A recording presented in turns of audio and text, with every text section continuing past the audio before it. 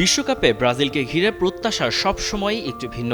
সমর্থকরা শুধু জয় নয়, দেখতে চান সেই চেনা যোগা বনিতা, গতি, দক্ষতা ও আক্রমণাত্মক ফুটবলের সমন্বয়কে। স্কটল্যান্ডের বিপক্ষে ৩-০ গোলের জয়ে দীর্ঘদিন পর সেই ব্রাজিলেরই দেখা মিলেছে। এই ম্যাচে ব্রাজিলের সবচেয়ে বড় শক্তি ছিল দলগত সমন্বয়। আক্রমণ ভাগ, মধ্যমাঠ ও রক্ষণ ভাগ একই ছন্দে খেলেছে।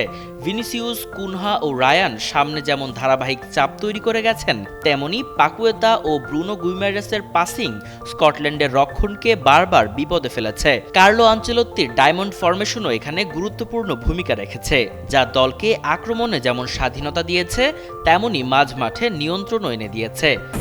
আমাদের উঠে দাঁড়াতে হবে, স্পিড, সকল অন্যায়ের বিরুদ্ধে রুখে দাঁড়ানোর এনার্জি পার্টনার। আরও একটি বিষয় চোখে পড়েছে, বল হারানোর পর দ্রুত তা পুনরুদ্ধার করার মানসিকতা।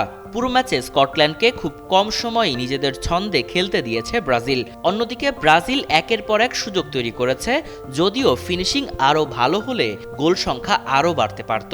সব মিলিয়ে এটি শুধু একটি জয় নয়, বরং ব্রাজিলের আত্মবিশ্বাস ফিরে পাওয়ার ইঙ্গিত। ২০২২ সালের পর অনেকদিন ধরেই যে ছন্দ ও সৌন্দর্যের অভাব দেখা যাচ্ছিল স্কটল্যান্ডের বিপক্ষে, তার অনেকটাই ফিরে এসেছে। সময়ের সঙ্গে সঙ্গে ব্রাজিল যে নিজেদের সেরা রূপের দিকে এগোচ্ছে, এই ম্যাচই তার প্রমাণ।